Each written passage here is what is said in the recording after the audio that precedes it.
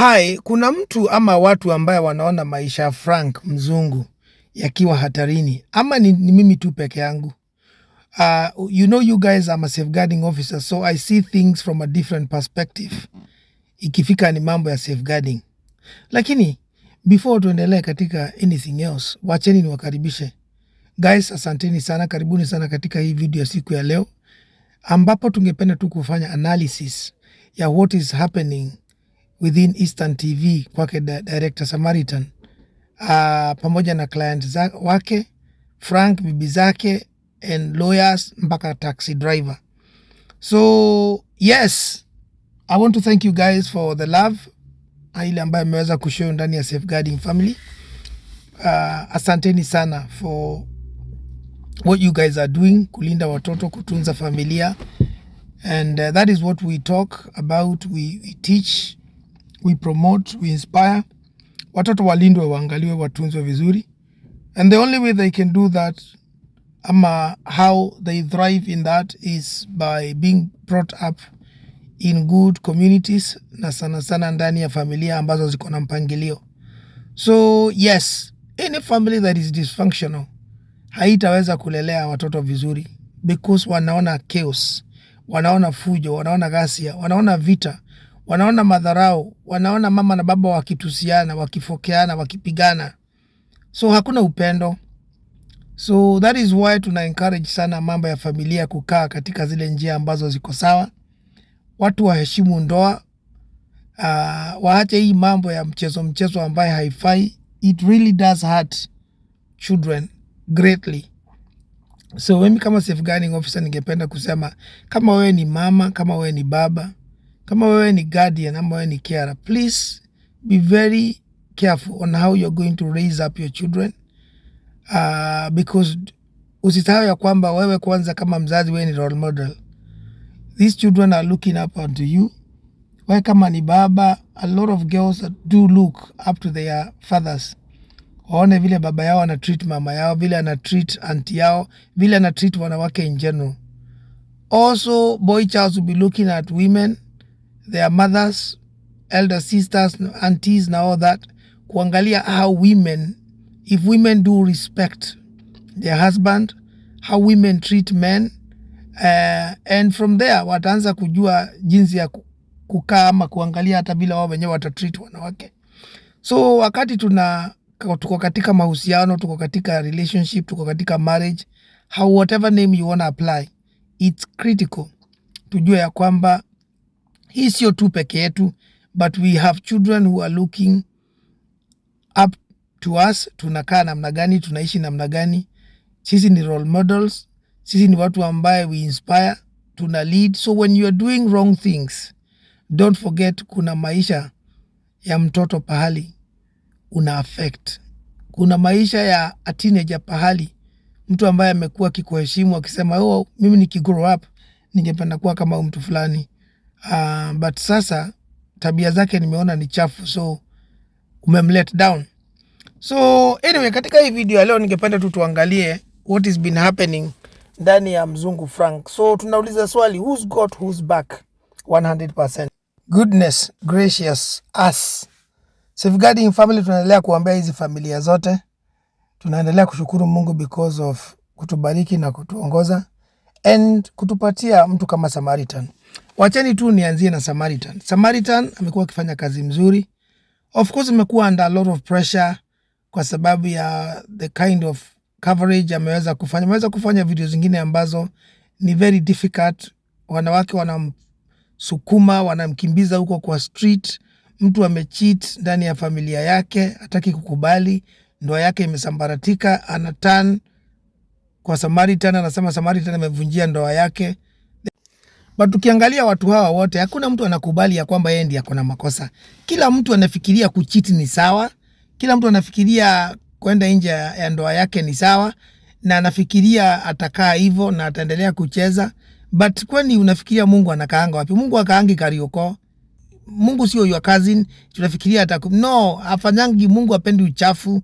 Shetani ndiye anafanya kazi ambaye ni chafu. So at one point utaonekana, na hiyo wakati ndio utakutana na Samaritan huko kwa streets ama 2K TV, Wanjiko Inaina, Pastor Show, anybody, Comrade Fleso, utawapata huko akina Moha. Watakusanitize, na wakikusanitize siku zako za uongo na kuficha na kufanya uchafu zitaisha. So hapa Samaritan amebaki kuwa true katika what his calling is all about, and he's doing a very good job huko kwa street. The only thing sisi kama safeguarding family tumekuwa tukimuuliza, we have been advising akuwe very safe, because definitely it looks like, especially Samaritan sasa saa hizi ukiangalia in most of those people that are doing loyalty test, he's actually accumulating a lot of enemies from hizi sanitization ambazo amekuwa akifanya, especially hizi za Frank zinalete a lot of worries and concerns kuhusu his own security team, his own safety, including his own family. Usisahau ya kwamba wakati mtu ameshikwa akifanya tabia chafu huko, they completely forget that they are the problem, na wao ndio wamekuwa kichafua their own relationship, and they turn around wanasema wewe ndio umeibreak. So wakati they think from that angle, they are looking on how they can get back to you sana sana, na wengi sana wamekuwa kithreaten, but I'm praying that not only Director Samaritan but the rest mmekuwa mkitake notice ya kwamba do not take threats easily. Report hizi vitu ukiona ni sawa ureport, but also be very cautious. Let these people not know where you live. Chunga hata your wife, especially kama bibi yako pia ni mtu ambaye ako huko kwa street, na pia hata anafanya mambo zake ama ako kwa social media platform. It's very important uhakikisha hata wao pia security yao ni tight, kwa sababu hao watu some of the way wanaweza kuja ni wanaweza kwenda umerelax wewe, security yako iko tight, but they then wapite waende pande ile ingine wafanye tabia chafu ama wa abduct bibi yako ama familia yako. So it's important your family sako ikuwe ni tight na unajua kila kitu iko sawa, otherwise hatutaki muhadhara. Anyway, so I think Director Samaritan amesimama vizuri. Another person of course ambaye amesimama vizuri sana hapa ni Frank ye mwenyewe. Unfortunately Frank happens to be a mzungu. Definitely he's got money.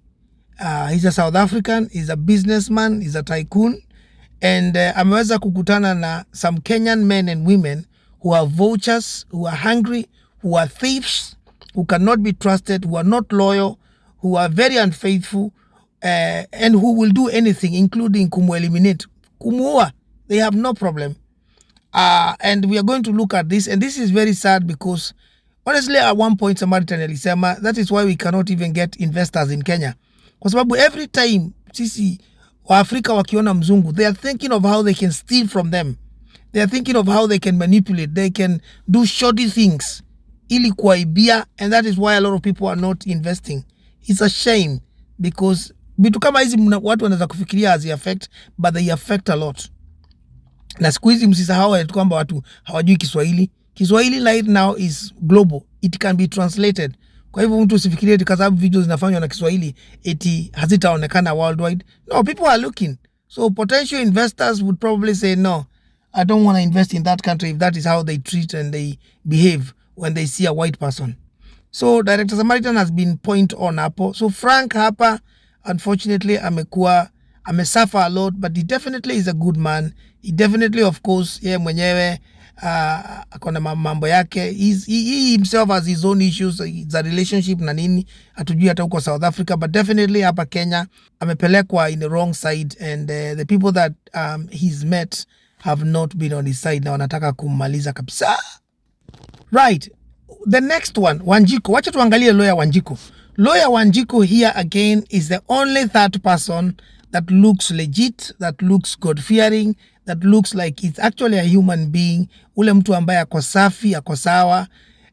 Of course yeye mwenyewe amekuwa na her own issues kule kwa Eastern TV when issue yake of course na bwana yake Dr. Siki ililetwa.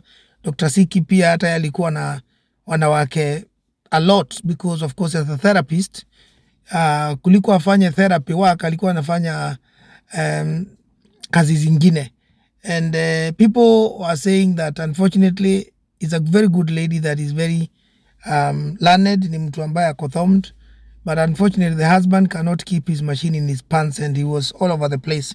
But Wanjiko has remained quite a professional katika kazi yake ya law, and of course aliweza kuwa introduced to Frank by Samaritan, and Wanjiku of course akachukua hiyo issue, and of course since then tumeona akijaribu kuanzisha hii mambo ya kuchukua usukani from Lusaka, and it's not been easy. She's of course, Lusaka amejaribu kuwa frustrate, but what is concerning is what is been happening with Val, bibi ya Frank ambaye ndio goat wife, which is a video, which is something that I'm gonna come online later today to discuss that.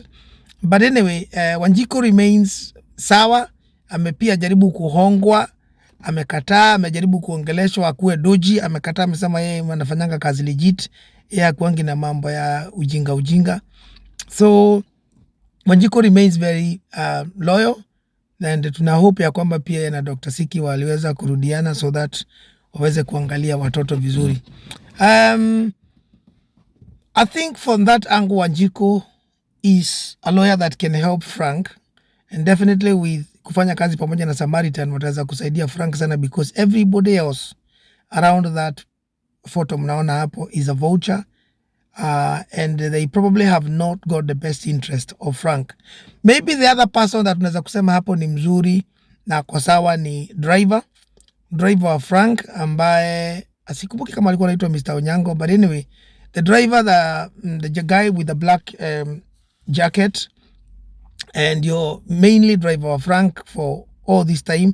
Huyu driver alikuwa introduced to Frank by Julie, so alikuanga friend ya Julie na walikuwa wanasoma na Julie, they worked together, and therefore wamejuana na Julie for quite some time. Julie inaonekana she's just a lady that knows how to plan things and put things in advance, but not good things, crook, weird things that are on the wrong side of the law, because of course yeye ndiye alimuintroduce huyu, and then all of a sudden from what this guy confessed, wakati Frank alicollapse kwa gari, Julie alimpigia, wakati jamaa alimpigia simu through simu ya Frank, alimwambia wakati yule alimpigia simu alimwambia kwenda uchukue Frank umtupe kwa msitu. So huyu Julie definitely she's not been wanting anything good for Frank. So but this guy, this lawyer of course took initiative na akaweza kuongea pia na Val na akaweza kuchukua Frank na kampeleka mpaka hospitali. So from that angle tunaweza kusema this guy is legit. Issues are whether yeye mwenyewe anaweza kuhongwa na Julie ama watu wengine a betray Frank is not known, but definitely from what I heard on his interview, it does look like a very loyal and a good guy who is minding his own business, and definitely Mungu anaenda kumbless because he looks like a nice guy. Now we have the three that are crooks. The first one is Julie. Julie of course is the wife, ama second wife wa Frank, because the first wife ni huyu Val, ndio walikutana 7 years ago, then wakakutana na huyu Julie. Of course Julie sasa alikuwa anadai ya kwamba wako na mtoto ambaye anaitwa Leslie na Frank, but that's a lie. Tumekuja kujua of late ya kwamba that's a lie, because Julie refused to do DNA kwa sababu anajua mtoto ni wa baba Leslie. Baba Leslie of course now it's known that ni huyo jamaa ambaye connects him, anaitwa lawyer Lusaka, who is also Ken. But anyway, Julie has got no best interest of Frank. Julie anaweza kuua Frank anytime. Julie atafanya anything, ataweka Frank kwa septic tank, atarusha Frank kwa mtaro, amzike. Julie will do anything. Julie has got no best interest for anybody, and it's not only Frank.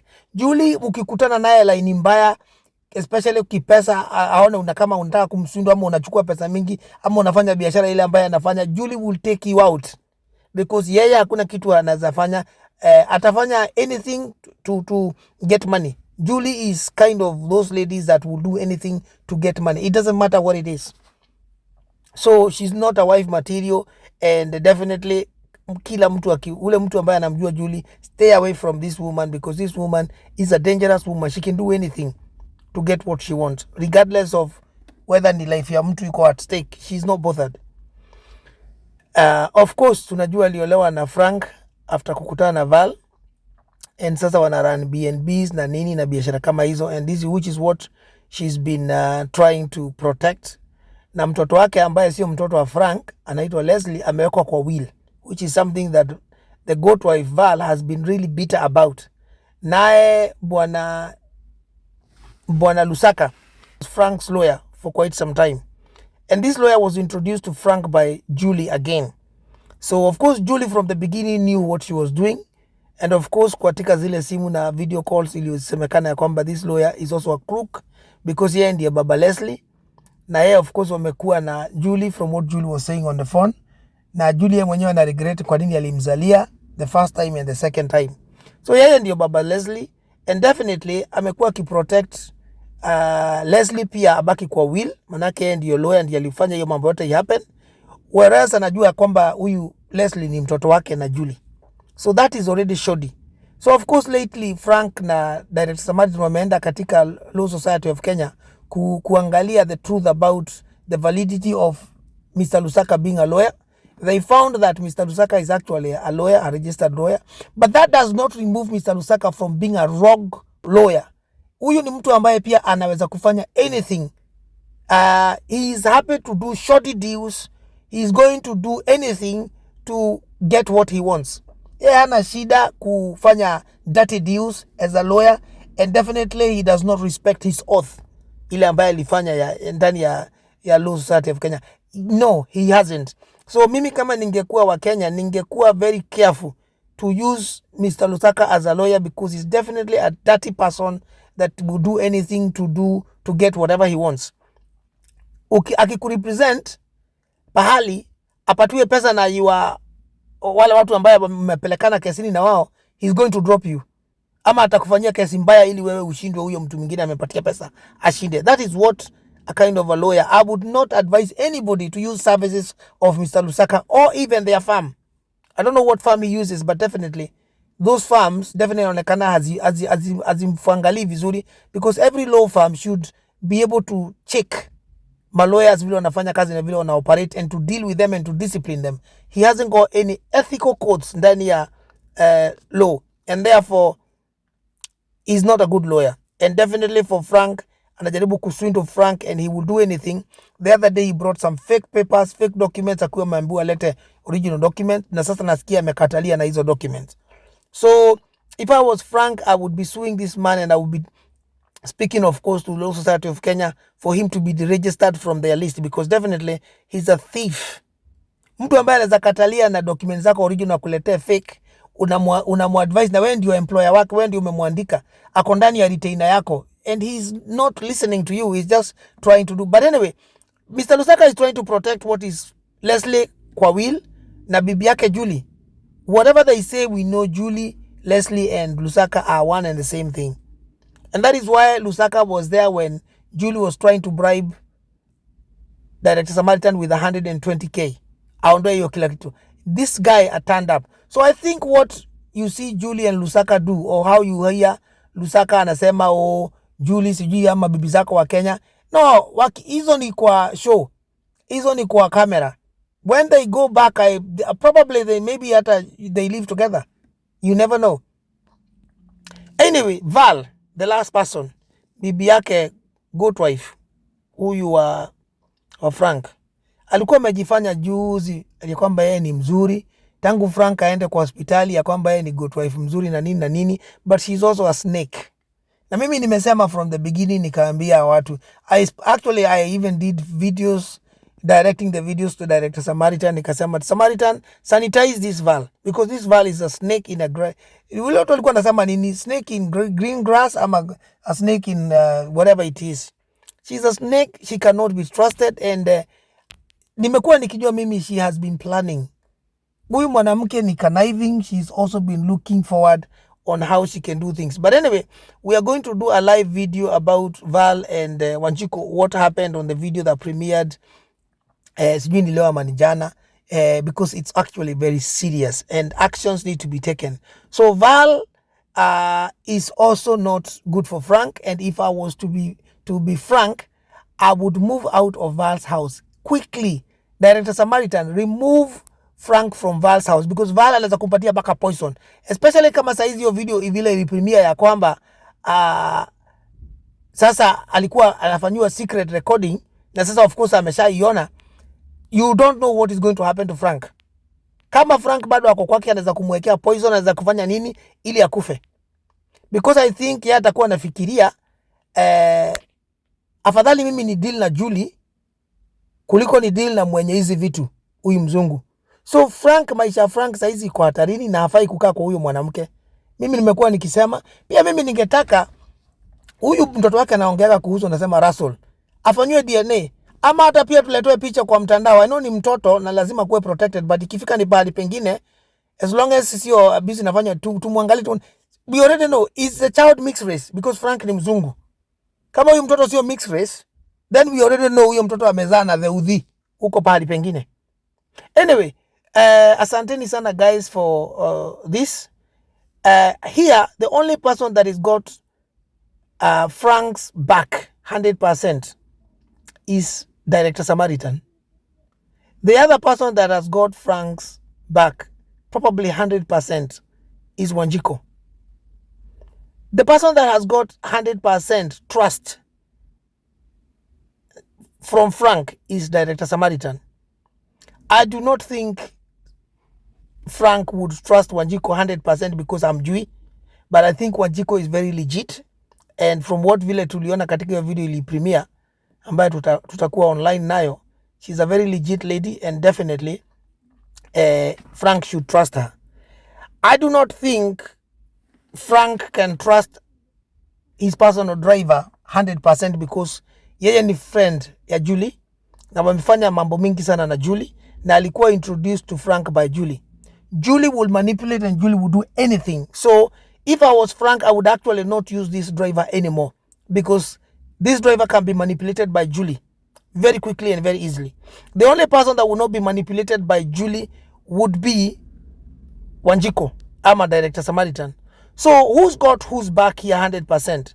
Only Director Samaritan, Frank na Wanjiko.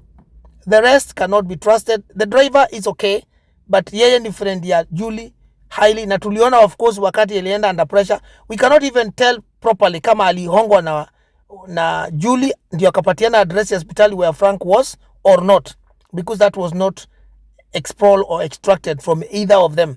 So hatuwezi kujua trust yake na Frank iko wapi. So if I was to be Frank and Director Samaritan, take this to the bank when I tell you Frank saizi maisha yake it's in danger with those two ladies, the wives, na pia hatuwezi kutrust dereva wake.